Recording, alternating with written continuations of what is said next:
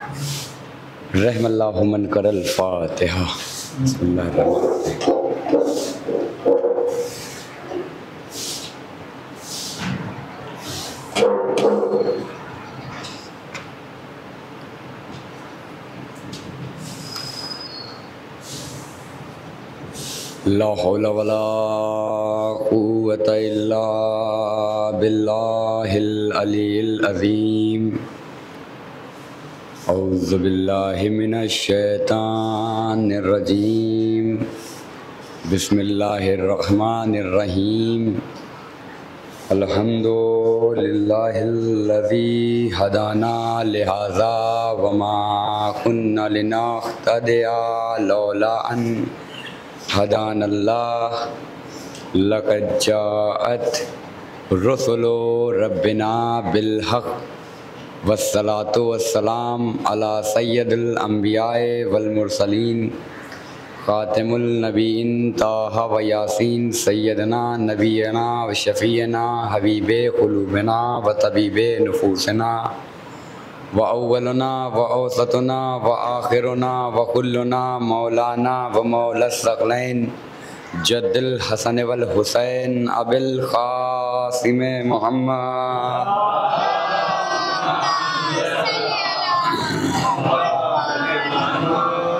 वालिहि तय्यबीन ताहिरीन मुंतजबीन मज़लूमीन मासूमीन गुर्रिल मयामीन वलानतुल्लाहि अला आदाइहिम अजमईन। अम्मा बाद फ़क़द क़ाला रसूलुल्लाहि सल्लल्लाहु अलैहि वआलिहि वसल्लम। बिस्मिल्लाहिर्रहमानिर्रहीम। अल्लाहु मौलाया व अना मौलल मोमिनीन व मन कुन्तु मौलाहु फ़हाज़ा अलीयुन मौला। सलावत पढ़ें अज़मत मोहम्मद व आले।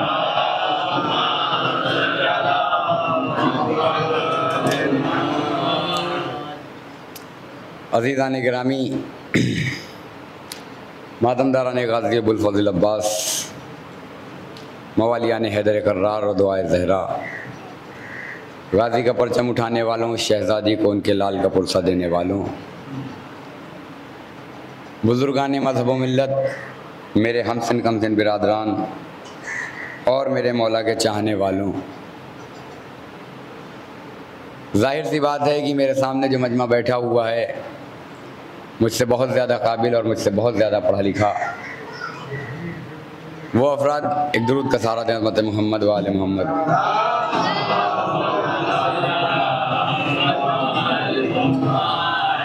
वो अफराद मेरे सामने बैठे हैं जिनके सामने मैंने बोलना सीखा है, मैंने लब कुशाई करना सीखा है।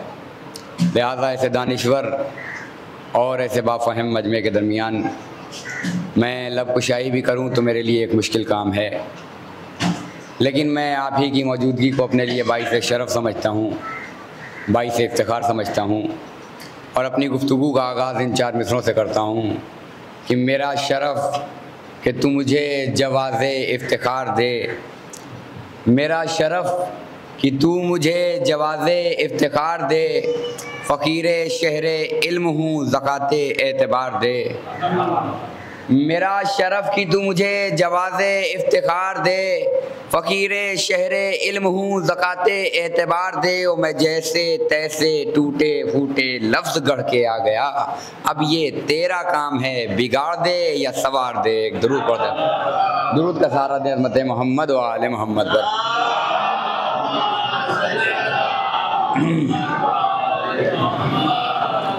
अज़ीज़ान गिरामी, मैंने जिन फ़िक्रात की तिलावत का शरफ़ आपकी शादाब और पुरजोश समाअत के दरमियान हासिल किया, ज़ाहिर है कि मोहताज तारुफ़ नहीं है और न तर्जुमे की ज़रूरत है।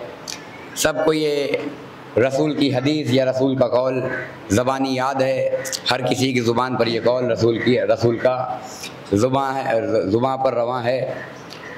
अज़ीज़ान गिरामी, मैंने पहले भी कहा है और फिर कहूँगा कि मेयारे कलाम देखने से पहले देखा ये जाता है कि कलाम किसका है।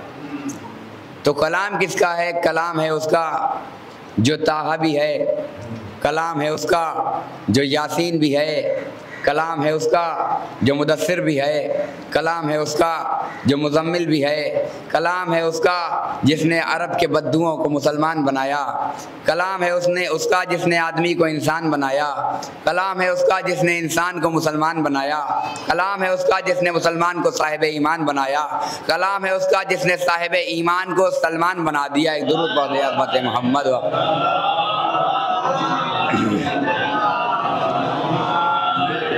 अल्लाह का वो रसूल, वो नबी इरशाद फरमा रहा है कि अल्लाहु मौलाया व अना मौलल मोमिनीन व मन कुन्तु मौला फ़हाज़ा अलीयुन मौला। अल्लाह मेरा मौला है, मैं मोमिनीन का मौला हूँ, और मैं जिस का मौला हूँ ये अली उसके मौला हैं। मैं जिस का मौला हूँ ये अली उसके मौला हैं। अब अज़ीज़ान गिरामी, मैं सोचता ये था कि मुसलमानों को इतने बड़े कुरान से नफ़रत न हुई, मुसलमानों को इस्लाम से नफ़रत न हुई, नफ़रत हुई तो सिर्फ़ एक छोटे से लफ्ज़ मौला से। अब आप गौर कीजिए, फ़िक्र कीजिए कि ये लफ्ज़ आया कहाँ से। दुरूद का सहारा दीजिए उम्मत मोहम्मद व आले मोहम्मद पर।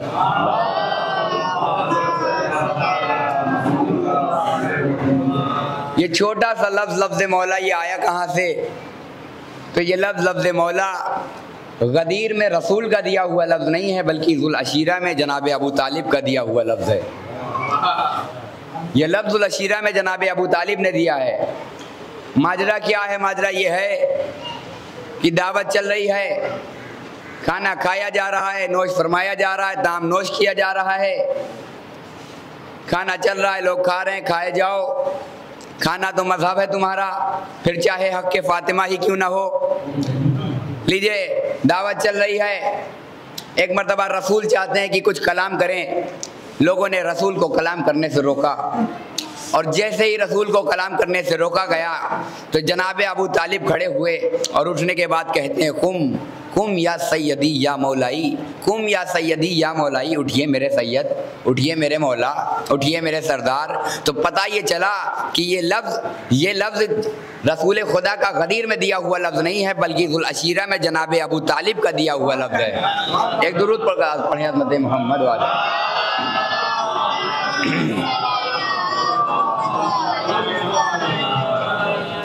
ये लफ्ज़ गदीर में रसूल अल्लाह का दिया हुआ लफ्ज़ नहीं, बल्कि ज़ुल अशीरा में जनाब अबू तालिब का दिया हुआ लफ्ज़ है। आज जनाब अबू तालिब ने रसूल अल्लाह को इन चंद लोगों के दरमियान में जैसे ही मौला कहा तो रसूल ने भी आवाज़ दी कि हल जज़ाउल एहसान इल्लल एहसान, ए मेरे चचा, एहसान का बदला एहसान ही होता है। आज इन लोगों के दरमियान में आपने, इन चंद लोगों के दरमियान में आपने मुझे मौला कहा है तो सही, कल गदीर का मैदान होगा, 1.25 लाख हाजियों का मजमा होगा, अली को हाथों पर बुलंद करके आवाज दूंगा, मन कुन्तु मौला फ़हाज़ा अलीयुन मौला। एक दुरूद का सहारा दे अज़मत।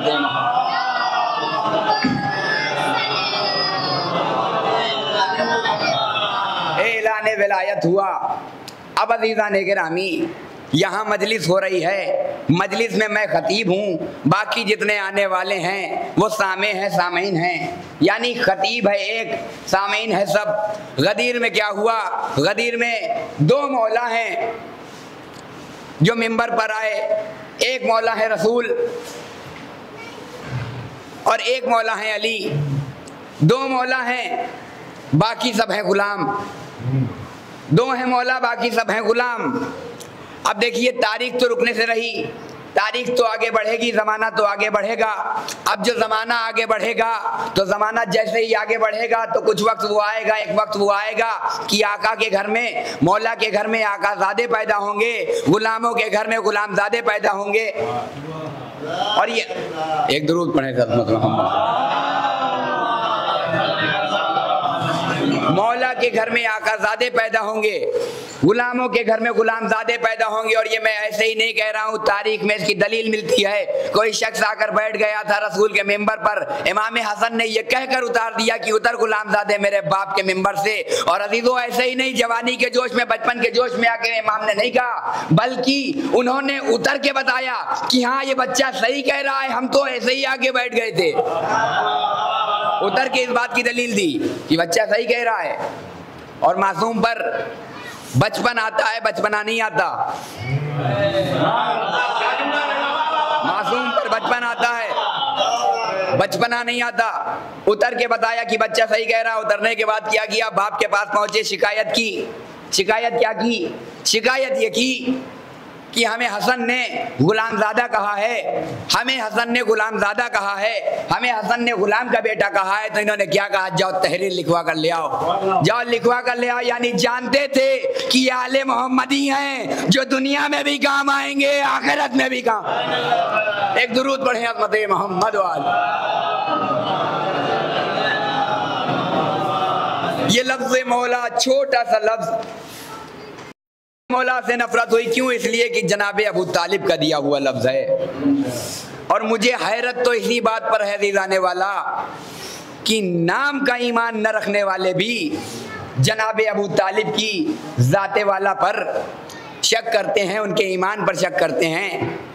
किसी शायर ने अजीब मिसरे कहे थे कि हम मान लेंगे किसी और को नबी का वसी, हम मान लेंगे किसी और को नबी का वसी। गदीर जैसे एक ऐलान की दलील तो दे। और अली के बाप को काफिर बता रहा है, मगर तू अपने बाप के ईमान की दलील तो दे। अली के बाप को काफिर बता रहा है, मगर अली के बाप को काफिर बता रहा है, मगर तू अपने बाप के ईमान की दलील तो दे। और अजीजों, ये जनाबे अबू तालिब को काफिर कहने वाले वही लोग हैं जो अबू सुफियान को मुसलमान समझते हैं। और किसी शायर ने एक शेर कहा था, मुझे शायद याद है, कि काफिर ही कहेंगे, काफिर ही कहेंगे वो अबू तालिब को, काफिर ही कहेंगे वो अबू तालिब को जिन लोगों की नजरों में मुसलमान है यजीद। काफिर ही कहेंगे वो अबू तालिब को जिन लोगों की नजरों में मुसलमान है यजीद। अज़ीज़ाने गिरामी, हम दुरूद पढ़ते हैं, अल्लाहुम्मा सल्ली अला मुहम्मदिन व अला आले मोहम्मद। हमारे भाई भी दुरूद पढ़ते हैं, अल्लाहुम्मा सल्ली अला मुहम्मदिन व अला आले मोहम्मद कमा सन्नैत, अल्लाहुम्मा सल्ली अला मुहम्मदिन व अला आले मोहम्मद कमा सन्नैत अला इब्राहीम व अला आले इब्राहीम इन्नका हमीदुम मजीद। परवरदिगार रहमत नाजिल कर, दुरूद भेज। किस पर? मोहम्मद व आले मोहम्मद पर। कैसे? वैसे जैसे तूने इब्राहिम और उनकी नस्ल पर रहमत नाजिल की। और जनाबे अबू तालिब अक़दे रसूल पढ़ाते हुए क्या कह रहे हैं कि बिस्मिल्लाहिर्रहमानिर्रहीम अल्हम्दुलिल्लाहिल्लज़ी, एक सलवात का सहारा दे।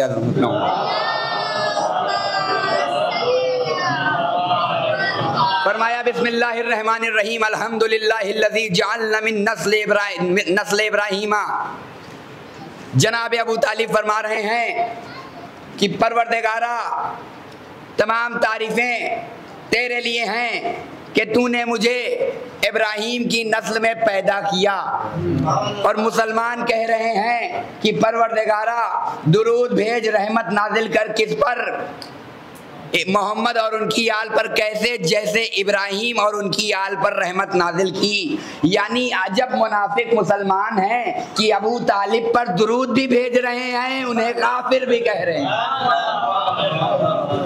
अबू तालिब पर दुरूद भी भेजा जा रहा है, उन्हें मुनाफिक भी, उन्हें काफिर भी कहा जा रहा है।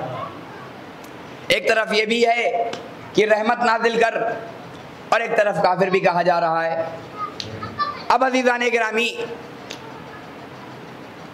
ये विलायत जिसका रसूल अल्लाह ने गदीर खुम में ऐलान किया, ये विलायत कितनी अहम है।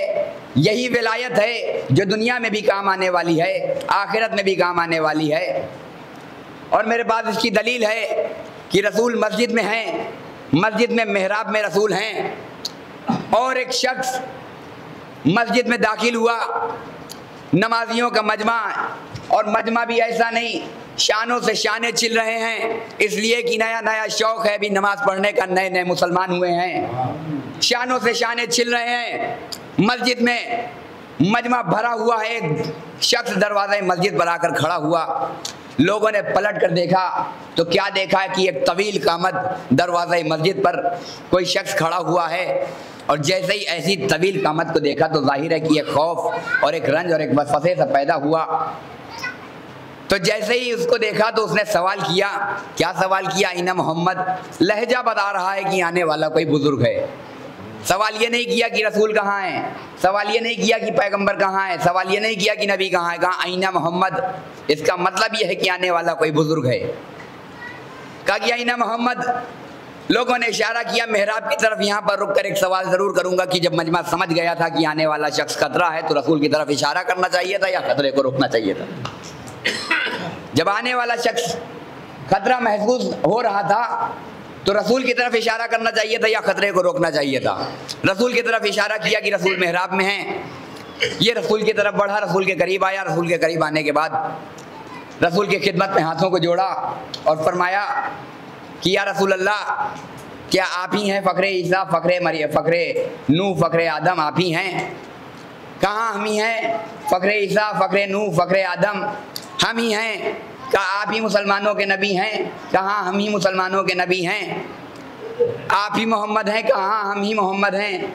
कहा या रसूल अल्लाह, एक मदद के लिए आया हूँ, या रसूल अल्लाह एक मदद चाहता हूँ। रसूल ने फ़ौरन सवाल किया कि कैसी मदद चाहता है, क्या मदद चाहता है। इसने सवाल किया, रसूल ने जवाब दिया। अब जैसे ही रसूल ने कहा कि क्या मदद चाहता है तो इसने जवाब दिया या रसूल अल्लाह मेरे हाथ बंध गए हैं, मैं आपसे चाहता ये हूँ कि मेरे हाथों को खोल दीजिए। या रसूल अल्लाह मेरे हाथ बंध गए हैं, चाहता ये हूँ कि मेरे हाथों को खोल दीजिए। रसूल ने फौरन सवाल किया कि ये बता कि ये हाथ कब बंधे, किसने बांधे और क्यों बांधे। हाथ कब बंधे, किसने बांधे और क्यों बांधे। इसने जवाब दिया कि या रसूल अल्लाह, वो ज़माना जब तूफ़ान नूह आया था, वो ज़माना जब तूफ़ान नूह आया था तो मुझे अपनी कलाइयों पर, अपने हाथों पर बड़ा नाज था, अपनी ताकत पर बड़ा गुरूर था, घमंड था, और मैं दुश्मन नूह था। जब नूह अपनी कश्ती में सवार हुए तो मुझे अपनी ताकत पर चूंकि बड़ा नाज था तो मैंने चाहा कि नूह की कश्ती सहित पानी में गरकाब कर दूं। तो जैसे ही मेरे जहन में मैंने ये इरादा किया तो न जाने नूह ने किसे आवाज़ दी कि मेरी नज़रों ने देखा कि पानी की मौजों पर एक घोड़े सवार अपने घोड़े को दौड़ाते हुए मेरे करीब आया और उसने एक हाथ से मेरे रुखसार पर हमला किया, मुझे तवाचा मारा और उसके बाद मेरे हाथों को बांध दिया। जैसे ही इसने ये बताया, रसूल ने फ़ौरन सवाल किया, कहा कि ये बता, अगर तू इतना ताकतवर है और तूफ़ान नूह के ज़माने से है तो तू इंसान तो लगता नहीं। कहा या रसूल अल्लाह, मैं जिन्नातों की नस्ल से हूँ। या रसूल अल्लाह, मैं जिन्नों की नस्ल से हूँ। कहा अगर तू इतना ताकतवर है, इतना कुव्वत वाला है, इतनी ताकत वाला है, तो क्या तूने हाथों को खोलने की कोशिश नहीं की। कहा या रसूल अल्लाह, मैंने भी खोलने की कोशिश की, मेरे कबीले वालों ने भी खोलने की कोशिश की, लेकिन कामयाबी न मिली, कामयाबी न मिल सकी। कहा उसके बाद तो कितने नबी आए, मैं सब के पास गया, मैं सब नबी के पास गया और सबसे यही कहा कि हाथों को खोल दीजिए, तो सब ने यही जवाब दिया कि जिसने बांधे हैं वही खोलेगा, जिसने बांधे हैं वही खोलेगा। रसूल ने भी इसकी तरफ देखा और देखने के बाद कहा जिसने बांधे हैं, जिसने बांधे हैं वही खोलेगा। और जैसे ही रसूल ने ये फरमाया, उधर दरवाज़ा मस्जिद में इल्म का दरवाज़ा दाखिल हुआ। लोगों ने आवाज़ दी कि अली मस्जिद में दाखिल हुए, अली आ रहे हैं। जैसे ही इस आवाज़ को सुना, इसने पलट के देखा तो जाहिर है एक खौफ और एक वसवसे सा पैदा हुआ। तो इसने अपने आप को चाहा कि रसूल के पीछे छुपा लें। जैसे ही रसूल के पीछे छुपने लगा तो रसूल ने सवाल किया कि छुपता क्यों है। इसने फौरन जवाब दिया या रसूल अल्लाह, यही है, या रसूल अल्लाह, यही है जिसने मेरे हाथों को बांधा था। या रसूल अल्लाह, यही है जिसने मेरे हाथों को बांधा था। मौलाए कायनात से सवाल किया, या अली, तुमने इसके हाथों को बांधा था। या रसूल अल्लाह, मैंने इसके हाथों को बांधा था। या रसूल अल्लाह, मैंने इसके हाथों को बांधा है। कहा या अली, ये मेरे पास मदद मांगने के लिए आया है, ये चाहता है कि मैं इसके हाथों को खोल दूं। सारे नबियों ने जो कहा मैंने भी जवाब वही दिया कि जिसने बांधे हैं वही खोलेगा। या अली, तुम आ गए हो तो इसके हाथों को खोल दो। मौलाए कायनात ने चाहा कि हाथों को खोल दें। एक मर्तबा अपने आप को रोका और रोकने के बाद आवाज़ दी, या रसूल अल्लाह, हाथों को खोल तो दूंगा, लेकिन मेरी एक शर्त है, मेरी एक शर्त है। क्या या अली, शर्त क्या है। क्या या रसूल अल्लाह, शर्त ये है कि ये पहले ला इलाहा इल्लल्लाह और मोहम्मद रसूलुल्लाह का इकरार कर ले। अब चूंकि काम था फौरन ला इलाहा इल्लल्लाह मोहम्मद रसूलुल्लाह, ला इलाहा इल्लल्लाह मोहम्मद रसूलुल्लाह। मौलाए कायनात आगे बढ़े, चाहते हैं कि हाथों को खोल दें। एक मर्तबा रसूल ने रोका, कहा या अली ठहर जाओ, तुम्हारी शर्त तो पूरी हो गई, अभी हमारी शर्त बाकी है। या अली तुम्हारी शर्त, या अली तुम्हारी शर्त तो पूरी हो गई, अभी हमारी शर्त बाकी है। कहा या रसूलल्लाह आपकी शर्त क्या है? कहा हमारी शर्त यह है, जैसे इसने ला इलाहा इल्लल्लाह और मोहम्मद रसूलुल्लाह का इकरार किया है, वैसे ही ये अलीउन वलीउल्लाह का इकरार कर ले। इसने फौरन अलीउन वलीउल्लाह का इकरार किया, फौरन नारे लगाए अलीउन वलीउल्लाह के, और उसके बाद मौलाए कायनात ने आगे बढ़ के इसके हाथों को खोल दिया। अब यहाँ पर रुक कर मैं एक सवाल जरूर करूंगा कि मौलाए कायनात की शर्त क्या थी? मौलाए कायनात की शर्त यह थी कि ला इलाहा इल्लल्लाह मोहम्मद रसूलुल्लाह का इकरार कर ले। ला इलाहा इल्लल्लाह एक शर्त, मोहम्मद रसूलुल्लाह दूसरी शर्त। मौलाए कायनात की दो शर्तों का इकरार किया। रसूल की क्या शर्त थी? रसूल की शर्त यह थी कि या अली, ये पहले अली उन वलीउल्लाह का इकरार कर ले, तब इसके हाथ खोले जाएंगे। यानी अली की शर्तें थी दो, रसूल की शर्त है एक। न अली की शर्तें हैं दो, रसूल की शर्त है एक। मुझे ताज्जुब है इस मुसलमान पर कि जिस रखता है तो उसकी दो दो शर्तों को मानता है, लेकिन जिस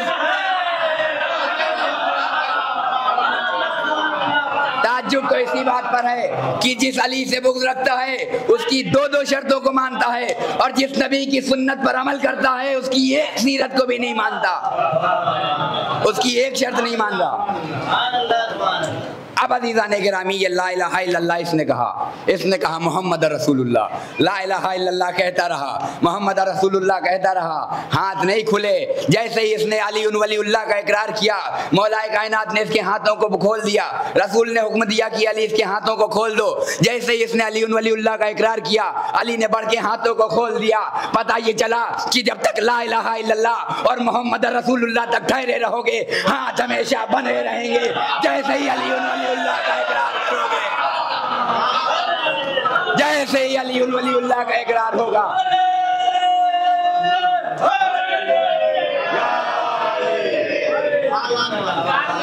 ला इलाहा इल्लल्लाह कहता रहा, मोहम्मद रसूलुल्लाह कहता रहा, हाथ बंधे रहे।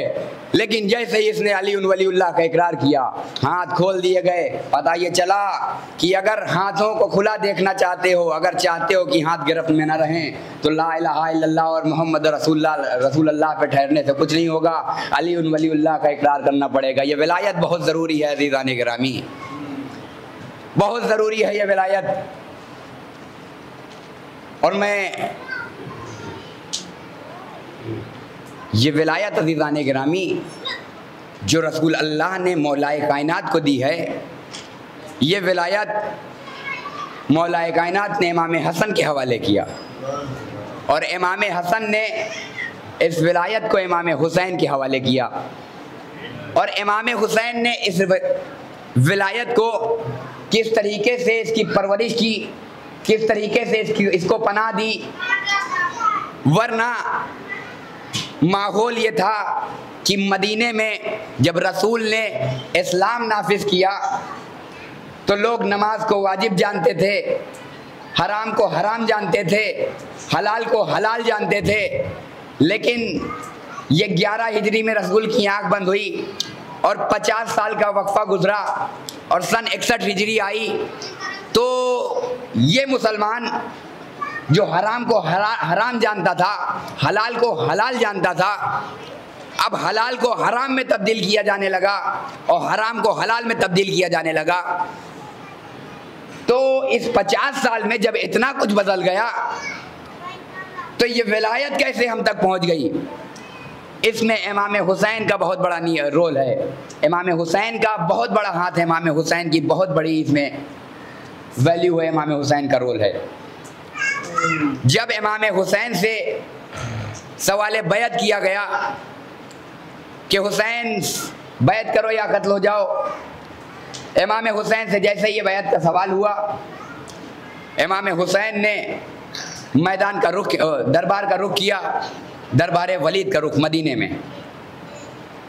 अब मौला इमाम हुसैन तन्हा नहीं जा रहे हैं, दोस्त अहबाब को लेकर नहीं जा रहे हैं, बल्कि किसे लेकर जा रहे हैं? 18 लोगों को लेकर जा रहे हैं। ये 18 लोग कौन हैं? 18 बनी हाशिम खानदान वाले। यानी इमाम जो है इस बात का पैगाम देना चाहते हैं कि अगर कभी कोई मामला हो, कोई ऐसे मसाइल पेश आए, तो भरोसा अपने ख़ानदान वालों पर करना। दोस्ती अपनी जगह, यारी अपनी जगह, लेकिन जो काम आएंगे वो ख़ानदान वाले हैं। लिहाजा अपनी दोस्ती और अपने चाहने वालों के गुरूर और घमंड में आकर किसी रिश्तेदार की दिल आज़ारी न करना, किसी रिश्तेदार का दिल न दुखाना, क्योंकि काम जो आएंगे वो परिवार वाले काम आएंगे, ख़ानदान वाले काम आएंगे।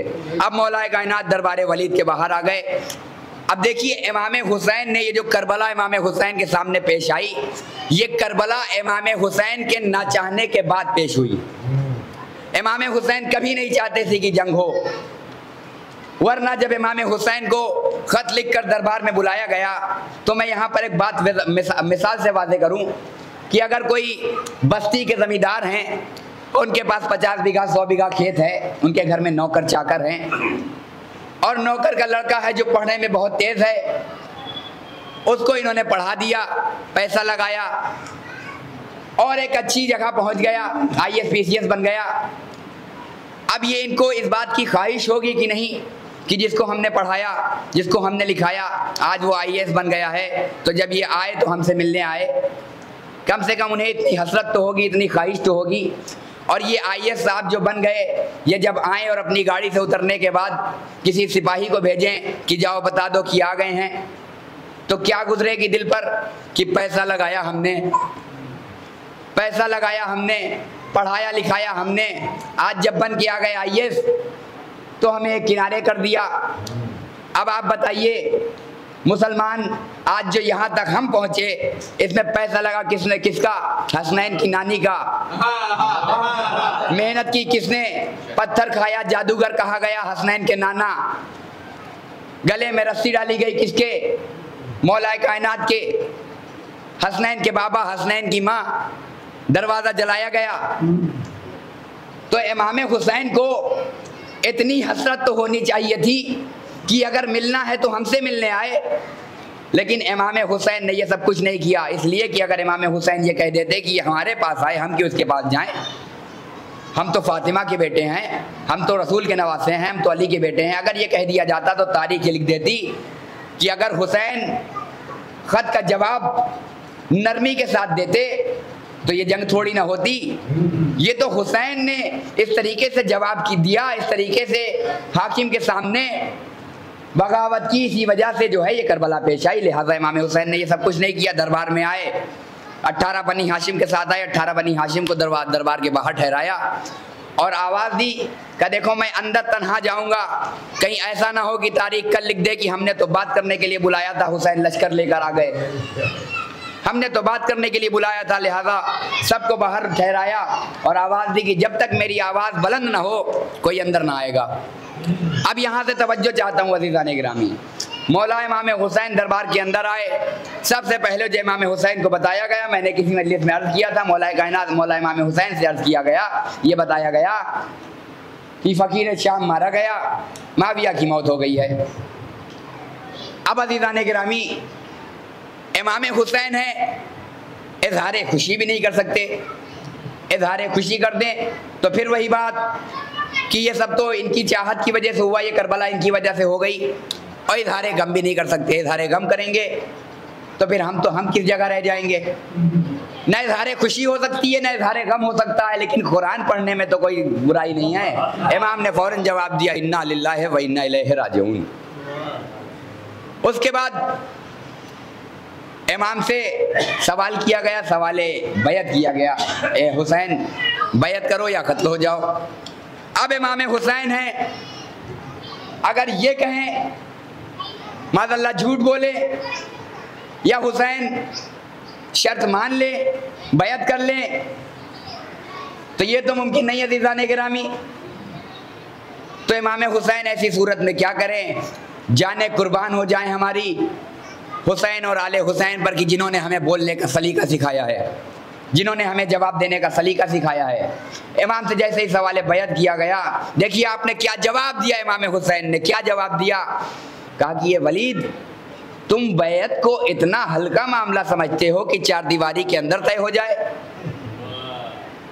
तुम बैत को इतना हल्का मामला समझते हो कि चार दीवारी के अंदर तय हो जाए? कहा फिर चाहते क्या हो हुसैन? इमाम हुसैन ने जवाब दिया कि ये बैत का सवाल जो तुम हमसे कर रहे हो, ये सिर्फ हम तक चाहते हो कि हम तक रहे, या पब्लिक को भी पता चले, आवाम को भी पता चले? कहाँ आवाम को तो पता चलेगा। कहा कब पता चलेगा? कहा सुबह। तो कहा सुबह का इंतजार करो, मजमे को मस्जिद में इकट्ठा करो, मस्जिद में हमसे तुम सवाल करना, फिर हम तुम्हें बताएंगे कि तुम में और हम में असल में बैत का हकदार है कौन, खिलाफत का हकदार है कौन। अब जो इमाम हुसैन मस्जिद में आए, आवाम को इकट्ठा किया गया, सवाल बैत किया गया। इमाम ने क्या जवाब दिया? जैसे ही सवाल बैत किया गया कि हुसैन बैत करो या कत्ल हो जाओ, इमाम ने एक जवाब दिया। क्या जवाब दिया? जवाब ये दिया कि तुम मुझ जैसा, तुम जैसे की बैत नहीं कर सकता। देखिए इमाम चाहते तो ये भी कह सकते कि मैं हुसैन, फातिमा का बेटा, रसूल का नवासा, तेरी बैत नहीं कर सकता, तुझ यजीद की बैत नहीं कर सकता। लेकिन इमाम ने ये सब कुछ नहीं कहा। इमाम ने कहा कि मुझ जैसा तुझ जैसे की बैत नहीं कर सकता, मुझ जैसा तुझ जैसे की बैत नहीं कर सकता। यानी इमाम हुसैन ये बताना चाहते हैं कि ज़माने में हम जैसे भी हैं और तुझ जैसे भी हैं, ज़माने में हमारे जैसे भी हुआ करते हैं और तुम्हारे जैसे भी हुआ करते हैं। तो अब पता कैसे चले कि हुसैन जैसा कौन कौन और यजीद जैसा कौन कौन? पता तो चल जाएगा अज़ीज़ान गिरामी इस तरह से कि जब रसूल मस्जिद से बाहर निकले, शहजादे हसन हुसैन साथ में है, किसी ने सवाल किया, या रसूल अल्लाह ये बताइए कि आप अपने अहले बैत को क्या समझते हैं, या रसूल अल्लाह आप अपने आले मोहम्मद को क्या समझते हैं? तो रसूल ने एक ही जवाब दिया, मोहम्मद औसतुना मोहम्मद व कुल्लुना मोहम्मद व आखिरुना मोहम्मद। हम सब के सब मोहम्मद, हमारा पहला भी मोहम्मद, हमारा औसत भी मोहम्मद, हमारा आखिर भी मोहम्मद। यानी रसूल ने ये बताया कि हम सब के सब एक जैसे, हम के सब मोहम्मद, और जब सब के सब मोहम्मद तो फिर सब के सब अली, जब सब के सब अली तो फिर सब के सब हसन, और जब सब के सब हसन तो फिर सब के सब हुसैन। इसलिए क्योंकि ये सूरत में, सीरत में, रफ्तार में, गुफ्तार में एक जैसे हैं। तो ये तो बात वाज़ेह हो गई कि ये 14 तो हो गए हुसैन जैसे। अब पता ये कैसे चले कि यजीद जैसा कौन कौन? अब यजीद जैसा कौन कौन इसलिए कि कमबख्त की कहीं सूरत तो मिलती नहीं।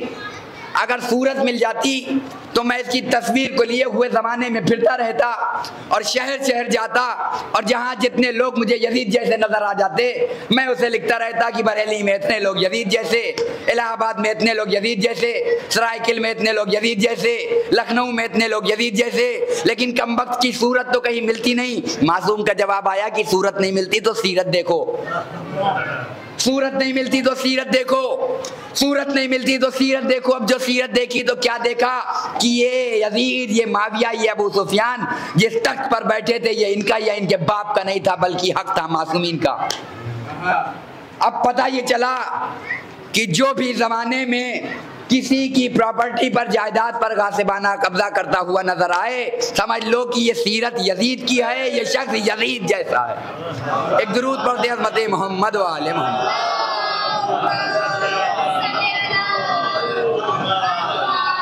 अच्छा अज़ीज़ान गिरामी, वो हुसैन जो मदीने में मुख्तार था ज़ाहिरन तौर पर, उससे तो यजीद की हिम्मत हुई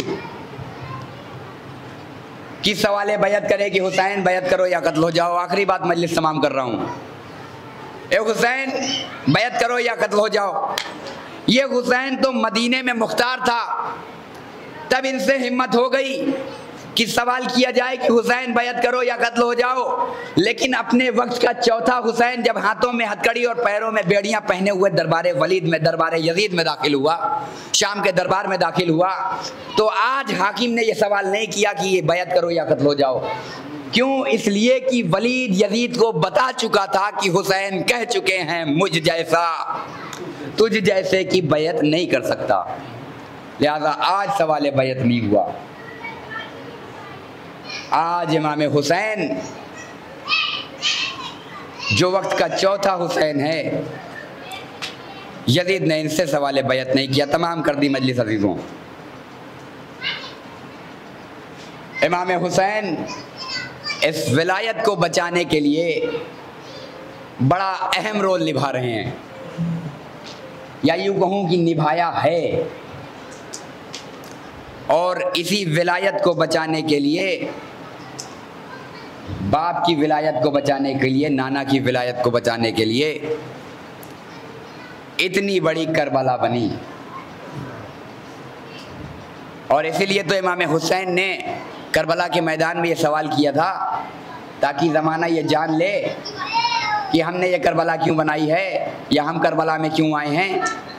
इमाम ने क्या सवाल किया था कि मैं तुमसे कुछ नहीं पूछता, सिर्फ इतना बताओ कि मेरा जुर्म क्या है, मुझे किस जुर्म में कत्ल किया जा रहा है।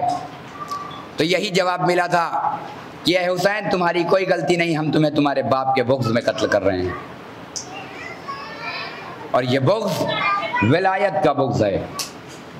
लीजिए अज़ीज़ान गिरामी, 9 मुहर्रम आ गई आज,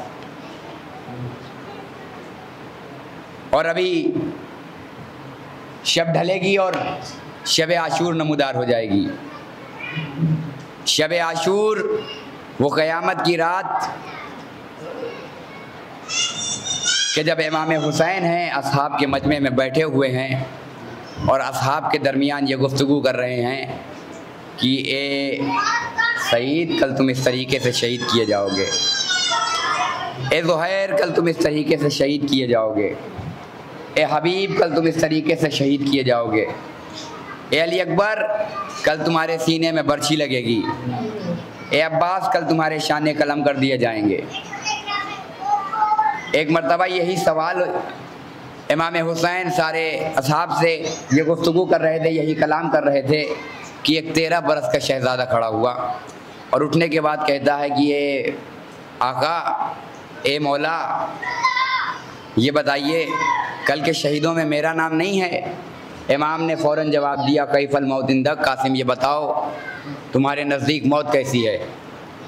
इमाम ने जवाब दिया, जनाब कासिम ने जवाब दिया कि चचा, मेरे नज़दीक मौत शहद से ज़्यादा शीरी है, मौत शहद से ज़्यादा मीठी है। जनाब कासिम का ये जवाब सुना, इमाम हुसैन ने आवाज़ दी, अगर बात ऐसी है कासिम, तो फिर ये जान लो कि कल के शहीदों में फ़कत तुम्हारा नाम नहीं, बल्कि तुम्हारे 6 माह के भैया अली असगर, तुम्हारे 6 माह के भैया अली असगर का नाम भी है।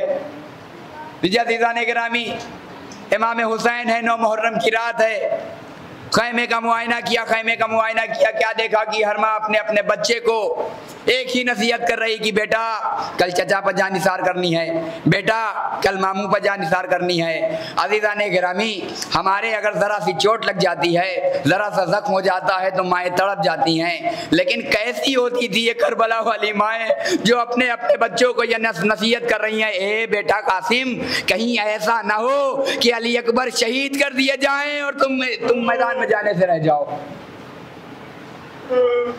लो शब आशूर गुजर गई, यौम दहूम नमूदार हुआ, यौम दहूम नमूदार हुआ। हुसैन के इज़्ज़ाक रुबान सारो असहाब बारी बारी से दर्जा शहादत पर फायज होने लगे। वो मंजिल भी आ गई कि हुसैन के सारे चाहने वाले, हुसैन के सारे जानिसार एक एक करके मैदान कारज़ार में जामे शहादत नोश फरमा चुके। अब इमाम हुसैन है, दरे खैमा पे आए, दरे खैमा पे आने के बाद बीवियों को सलाम कर रहे हैं, ए ज़ैनब तुम पर हुसैन का आखिरी सलाम, ए रबाब तुम पर हुसैन का आखिरी सलाम, ए रुकैया तुम पर हुसैन का आखिरी सलाम, ए सकीना तुम पर हुसैन का आखिरी सलाम।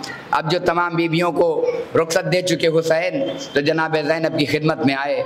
जनाब ज़ैनब की खिदमत में आने के बाद कहते हैं, मेरी प्यारी बहन ज़ैनब, ए मेरी शजा बहन ज़ैनब, ए मेरी बहादुर बहन ज़ैनब, मुझे मेरे बीमार से रुखसत दिला दे। लिए भाई का बाजू थामा, सैयद सज्जाद के खैमे में आई। सैयद सज्जाद के खैमे में आई, क्या देखा, बीमार गश में है, बाजू हिला हिला के कहती है, सज्जाद देख कौन आया, सज्जाद देख कौन आया। बीमार गश से चौका, क्या देखा, बाबा जान आए हुए हैं। सारा बदन जख्मों से पाश पाश है, सारा बदन जख्मों से चूर चूर है, सारा बदन लहू से पाश पाश है। एक मरतबा बाप की बेबसी को देखा, दिल भर आया, फूफी अम्मा ज़रा शमशीर तो दीजिए, फूफी अम्मा ज़रा शमशीर तो दीजिए। बाप ने बेटे के बाजुओं में हाथ डाल दिया, बेटा तू बीमार है, बीमार से जिहाद साकिद है। इमाम हुसैन ने सैयद सज्जाद से रुखसत ली, वसीयत की का एक वसीयत रहे याद है मेरे जानी, करना न फरामोश मेरी तश्न दहानी। 36 पहर गुजरे हैं पाया नहीं पानी, और पानी भी जो दे बाद कोई जुल्म का बानी। तुम फातिहा बाबा का दिला दीजियो बेटा, और थोड़ा सा सकीना को पिला दीजियो बेटा। लीजिए सैयद सज्जाद से रुखसत ले ली। सैयद सज्जाद से रुखसत लेने के बाद खैमे से बाहर आए हुसैन, जबकि चले बाद दोपहर रन को, न था कोई जो संभाले रकाब तौसन को। सब हुसैन चुप के खड़े थे झुकाए गर्दन को, सकीना झाड़ रही थी ये बा के दामन को। ना आसरा था वतन में, ना आसरा था कोई शाह करबलाई को, फकत बहन ने किया था सवार भाई को। लो अज़ादारों, हुसैन दुलजना पर सवार हो गए, चाहते हैं कि दुलजना को आगे बढ़ाएं, लेकिन दुलजना आगे बढ़ने को तैयार नहीं। अब जो नजरें फिराई तो क्या देखा कि 4 बरस की नन्ही सी सकीना दुलजना के समों से लिपटी हुई फरियाद कर रही है, मेरे बाबा के घोड़े, ये मेरे बाबा के राहवार, मेरे बाबा को ना ले जा, मेरे बाबा को ना ले जा। मैं सुबह से देख रही हूँ जो जाता है मैदान से वापस नहीं आता, मेरे बाबा जाएगा वापस नहीं आएगा, मेरे बाबा को ना ले जा। लो अज़ादारों, सकीना की फरियाद हो रही है। इमाम हुसैन घोड़े की पुष्ट से जमीन पर तशरीफ लाए, सकीना को आगोश में उठाया। ए बेटी सकीना, कोई फरियाद है, कुछ कहना चाहती हो? का बाबा, मैं उम्र भर आपके सीने पर सोई हूँ, अब आपके बाद मुझे नींद ना आएगी, आखिरी बार आपके सीने पर सोना चाहती हूँ। करबला की तारीख लिखती है कि हुसैन करबला की जलती हुई जमीन पर लेट गए, सकीना को अपने सीने पर लेटाया। आजा मेरी लाडली, मेरे सीने पर सो जा, इसके बाद तुझे बाप का सीना मयसर न होगा। लो अज़ादारों, सकीना बाप के सीने पर लेटी। सवाल किया, ए सकीना कुछ और कहना चाहती हो? कहने लगी, देख लिया आपका भी प्यार, मैं आपसे बोलूंगी ना शहे अबरार। अच्छा ना अगर कीजिएगा जल्द आने का इकरार, मर जाएगी रो रो के सकीना ये दिल अफगार। अरे कैसी हैं ये बातें, मेरा दिल रोता है बाबा, घर छोड़ के जंगल में कोई सोता है बाबा। लो अज़ादारों, सकीना से रुखसत ले ली, मैदान की तरफ चले। मैदान में आए, ऐसी जंग की है कि एक मर्तबा आवाज बुलंद हुई, ए हुसैन तुम्हें असगर का वास्ता, ए हुसैन तुम्हें अकबर का वास्ता, ए हुसैन तुम्हें अब्बास का वास्ता, ए हुसैन तुम्हें अकबर का वास्ता। इमाम हुसैन जंग करते जाते हैं, कहते जाते हैं, ए फौजी अशकिया, पहले मेरे अली असगर के गले में तीर मारा, अब दुहाई देते हो मेरे अली अकबर के सीने में बर्छी मारी, अब दुहाई देते हो। लो अज़ादारों, ऐसी जंग की है हुसैन ने कि करबला के मैदान में फौज दुश्मन मैमना और मैसरा से टकराने लगी। एक मर्तबा अज़ादारों गैबी आई, आवाज़ गैबी का आना था कि एक मर्तबा भागी हुई फौजें पलटी। एक मर्तबा किसी ने तीर चलाया, किसी ने तलवार चलाया, किसी ने नेज़ा मारा, किसी ने खंजर चलाया। अरे जिसे कुछ न मिला उसने हाथों में खाक और पत्थर ले लिया। वो मंजिल भी आई कि ज़हरा का लाल पुश्ते जुल्जना पर डगमगाने लगा। अज़ादारों, मुझे समझ नहीं आता था कि इमाम हुसैन घोड़े की पुश्त पर डगमगा क्यों रहे हैं, गिरते क्यों नहीं? इमाम हुसैन घोड़े की पुश्त से ज़मीन पर क्यों नहीं आते? एक मर्तबा जब दूसरी रिवायत पढ़ी तो समझ में यह आया कि हुसैन के चारों तरफ नैज़े बरदारों की सफ़े थी। जब मेरा आका चाहता कि हुसैन घोड़े की पुश्त से दाईं तरफ उतरा जाए तो दाएं पहलू पर नैज़ा, जब चाहते कि बाईं तरफ उतरा जाए तो बाएं पहलू पर नैज़ा। अज़ादारों, इमाम हुसैन घोड़े की पुश्त पर डगमगाने लगे। वो मंजिल भी आई कि आवाज़ आती है कि पैर हर बार रकाबों से फिसल जाते हैं। या अली कहती हैं, ज़ैनब तो संभल जाते हैं। तो अज़ादारों, जनाबे ज़ैनब इस मंजर को टिल्ला ज़ैनबिया से देख रही हैं। क्या मंजर देख रही हैं कि शिम्र का कुंद खंजर इमाम हुसैन के खुश्क गले पर चलने लगा। एक मर्तबा जनाबे ज़ैनब ने मदीने का रुख किया। ए नाना, वो मंजिल याद आ गई, वो वक्त याद आ गया। कौन सा वक्त याद आ गया? वो वक्त याद आ गया कि जब अर्श से, जब जन्नत से 2 कफन आए थे। मैंने आपसे सवाल किया था नाना कि ये 2 कफन किसके लिए हैं, तो आपने जवाब दिया था ये दोनों कफन मेरे बेटे हसन के लिए हैं। तो मैंने आपसे पूछा था कि क्या मेरे भैया हुसैन के लिए कोई कफन नहीं आया, मेरे भैया हुसैन के लिए कफन नहीं आया? तो आपने जवाब दिया था कि मेरा बेटा हसन अमीर है, मेरा हसन अमीर है, हुसैन गरीब है। अज़ादारा ने इमाम मज़लूम करबला जनाब ज़ैनब तड़प के सवाल करती हैं, ए नाना, जब अमीर के जनाजे पर तीर बरसाए तो ये गरीब के साथ क्या करेंगे? मैं कहूँगा, ए शहजादी, बाद शहादत इमाम हुसैन हमें इस सवाल सवाल का जवाब मिला। अरे जवाब क्या मिला?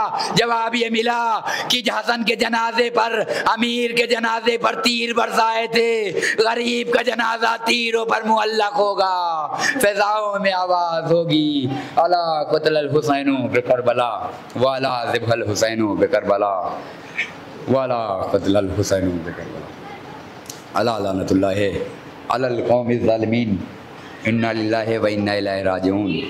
परवरदिगारा वास्ता मोहम्मद वाले मोहम्मद का जो बे औलाद है उन्हें औलाद पैदा फरमा दे। परवरदिगारा जो बेरोज़गार है उन्हें रोज़ी से लगा दे। परवरदिगारा जो बरसरे औलाद हैं उनकी औलाद को, उन्हें औलाद की नेक तरबियत करने की तौफीक इनायत फरमा। परवरदिगारा जो साहिब रोज़गार है उनकी रोज़ी में और इजाफ़ा फरमा। परवरदिगारा तुझे वास्ता है मोहम्मद वाले मोहम्मद का जो मखरूज़ हैं उनके कर्ज़ को ख़ज़ाने गैब से अदा फरमा। परवरदिगारा तुझे वास्ता है मोहम्मद वाले मोहम्मद का शहज़ादी ज़ैनब की चादर का सदका कि हमारी कौम की औरतों पर, हमारी माओ बहनों पर चादर सलामत रखना, पर्दा सलामत रखना। परवरदिगारा तुझे वास्ता है मोहम्मद वाले मोहम्मद का जो भी अपने दिल में तमन्नाएं हज व ज़ियारत रखते हैं उनकी तमन्नाओं को बरला। परवरदिगारा शहज़ादी कौनैन की कब्र बेसाया है। परवरदिगारा तुझे तेरे करम का वास्ता, तेरे आले मोहम्मद का वास्ता, तेरे हबीब का वास्ता, तेरे महबूब का वास्ता कि हमारी मौजूदा नस्लें तामीर शुदा जन्नतुल बकी की ज़ियारत से मुशर्रफ हों। परवरदिगारा तुझे वास्ता है मोहम्मद वाले मोहम्मद का कि वारिस काबा, वारिस अज़ादारी, वारिस इंतकाम हुसैन पर्दा गैब में है तुझे तेरे करम का वास्ता, तेरे आले मोहम्मद का वास्ता। परवरदिगारा उनके ज़हूर में ताजील फरमा। हम सब को उनके ज़हूर के बाद उनके अंसार व आवान में कम से कम गुलाम में शुमार फरमा, शुमार फरमा, शुमार फरमा। मातम हुसैन।